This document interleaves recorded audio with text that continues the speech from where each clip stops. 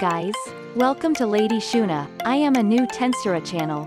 In this video we will continue the chapter 1, of volume 19, of Tensura light novel.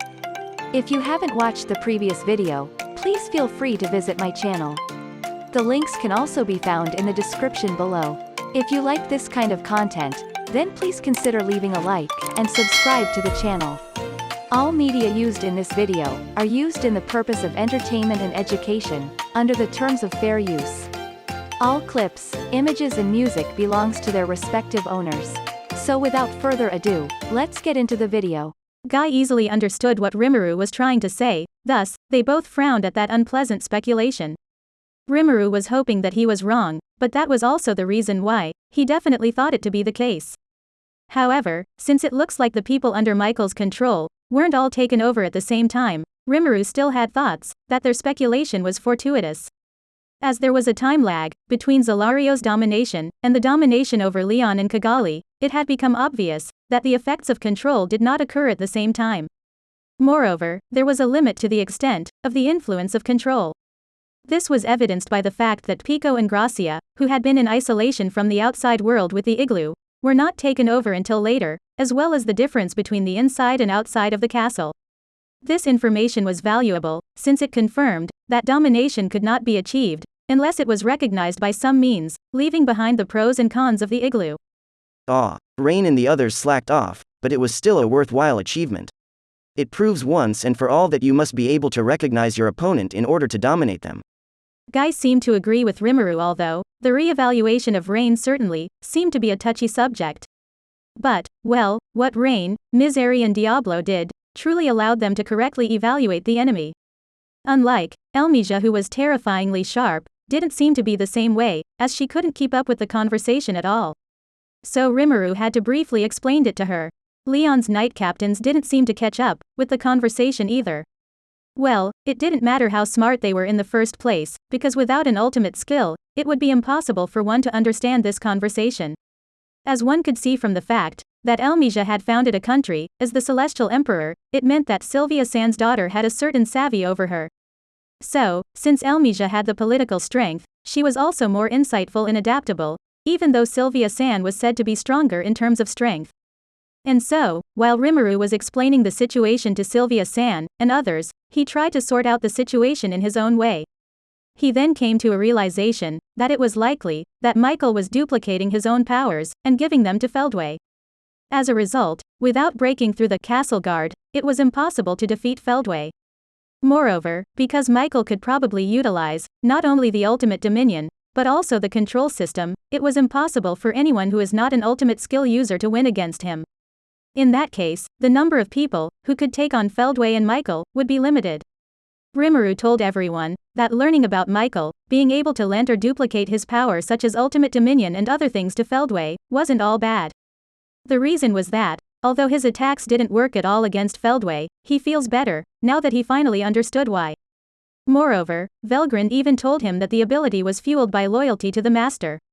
So, when Rudra used it, he was invincible, as long as there were Imperial subjects, but that has nothing to do with Feldway, since his subjects were probably phantoms, so it makes Rimuru feel a little less guilty. Honestly, it was too much for Rimuru to kill innocent people in the Empire, but he realized that it was really the only way. So, he had to accept the reality that the happiness of the many would come from the sacrifice of the few. Rimuru originally thought that he was already prepared to do it, but he was mistaken. He had just been bluffing with Michael, but he could not been able to actually do it.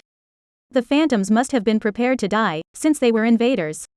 Therefore, Rimuru thought that it would only be polite for him to resist with all his might, so that his conscience would not be hurt. Guy was taken aback after Rimuru expressed his feelings straightforwardly. The reason was that Guy thought that Rimuru was still talking so naively. Although what he said was true, Guy pointed out that if he overthink about things, he'll be the one who will die. After Guy finished speaking, Rimuru was surprised that Guy was truly lenient to his people, in which he even got some friendly advice from him. Then, they continued discussing the main enemies. After Feldway, Michael and the others, only one was left. So, who is this Jahil? That's the guy I had been dealing with. To be honest, I thought I had gotten pretty strong, but that guy was surprisingly powerful. I barely survived because we shared the same attributes. Benimaru took a stab at it, when Rimuru opened the conversation about Jahil. Rimuru was kind of amazed that Benimaru, who has always had a cool personality, was praising Jahil, his enemy. But, well, in reality, Rimuru knows that Benimaru was just accurately analyzing the enemy's strength, and wasn't praising him exactly. It's rare for Benimaru to honestly admit defeat. No, I didn't lose though. It's just that I can't easily say that I'll win the next time. Albeit pondering as to what Benimaru just said, Rimuru was relieved to see that Benimaru's confidence was still intact. However, he was also aware that a slight difference in ability would not be enough to overturn it if there was more than a fourfold difference in the estimated existence value.